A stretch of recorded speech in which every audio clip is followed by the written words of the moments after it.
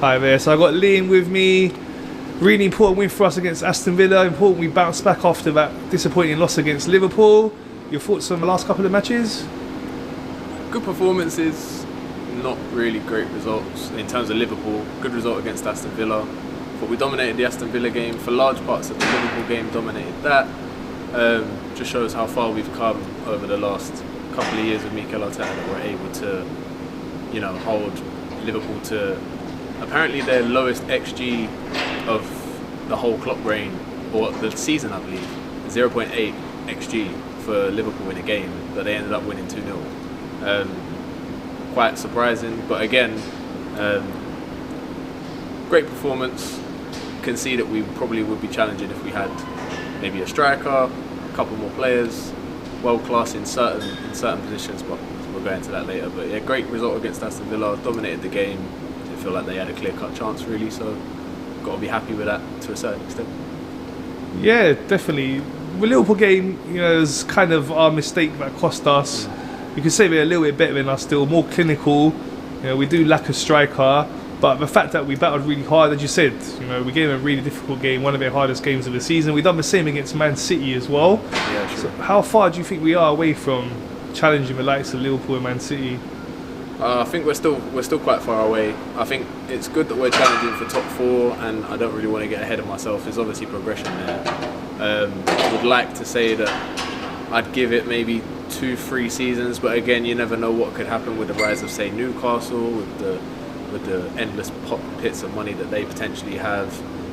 Chelsea could potentially, be sold, and then they could still reinvest post Abramovich era. So you never know what's going to happen around the corner. But again, positive signs. So I'd like to think that we could be challenging in a couple of seasons' time.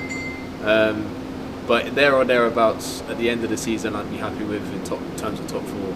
In terms of challenging for titles, it's still far away from me. Looking at Aston Villa game, as you were saying, really good performance. We really limited them to many chances. They had barely any chances you can think of. It was just that free kick at the end. So really good to go to Villa Park and do that. Our defence has been outstanding all season. Defensively, we've become a lot more solid, a lot less errors to goals. I mean, I know Jack has still got one in him, evidently from the first Liverpool game. I think overall that game, especially against Aston Villa, just completely snuffed them out. And Villa are no mean feat. It's still a hard place to go away from home, hence why people were kind of giving it to us for, apparently it's illegal to celebrate these days, but hard game away from home, managed to come away with a clean sheet and a good win. So we've come a long way from the start of the season and previous and last season. So I think overall it's good. You can see the progression there, but again, you just got to stay level-headed as an Arsenal fan. You never know what's going to happen. So these comments about us celebrating is ridiculous. We saw it against Wolves. Their players were saying we're celebrating too much. We saw it again now against Aston Villa. In the media, they were talking about it. Really makes no sense to say that, because you just won a game, you want to celebrate. We can celebrate as hard as we like, and whether it's an early season game or now makes no difference. We won a game in football, we want to enjoy it and celebrate it. Your thoughts on that whole situation? Yeah, 100% agree with you. Really, I feel like celebrating wins of football is natural. I mean, if you've played the game at any point, then there's no metric for celebration. There's no we've kind of done half all right here, we've nicked a win, so we're going to celebrate that little bit more. There's nothing like that. You have to celebrate every win that you have and then keep level-headed and go on to the next game. Guys like Agbonlahor coming out and giving it to Arsenal. Apparently he's backtracked on that comment now. Ruben Neves, Jamie O'Hara telling us that we can't celebrate. It just really doesn't make any sense to me. If you've played the game, you know that winning away from home is hard. Winning away from home and keeping clean sheets is even harder. So to come away in past times when we've looked unlikely to get those points, I think I saw out of 18 points against, I believe it was Leicester, Wolves and Aston Villa last year, we only come away with 3. This year we've come away with, I think, all 18. So if you're not going to celebrate the likes of them achievements that show progression, what can you do in football? Do you have to kind of just go, okay, we won, see you later? That doesn't make sense. I think it's just a bit of jealousy. I think it's also a little bit of a little bit of a it's kind of jealousy and envy of Arsenal's progression, because I mean, we've gone through this period of time where we've been a bit of a banter club, and then now that we're doing a little bit much better than we were before, the mantra doesn't fit anymore. It's kind of like they can't get onto us, sort of thing. So yeah, they're just getting onto us for any reason, sort of thing. It's ridiculous. As you say, a lot of jealousy. We're definitely playing a lot better now, winning games. We're harder to beat. We're not even conceded a goal from a corner this season, which is an amazing stat. So we're really much stronger, and I see a lot of jealousy. We're going to celebrate as much as we want. We know the running's now 10 games to go. 6 of them are away, 4 of them are against our direct rivals. So we got Man United at home, Tottenham away, Chelsea away, and West Ham away. Them 4 games are going to play a key part in us getting the top 4 and not. So I just want to ask you, how many points do you think we can get out of them 4 matches?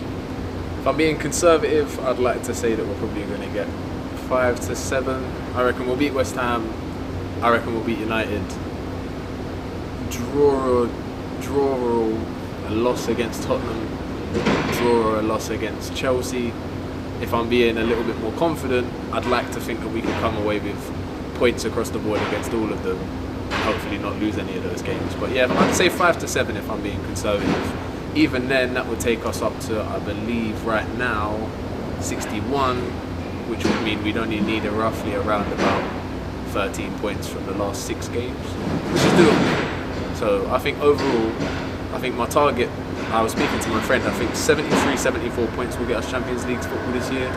I don't feel like people are definitely going to drop points. It's just when and if they drop points and to who will be the deciding factor at the end of the season. But yeah, hopefully we can beat the direct rivals around us. Chelsea are kind of right off.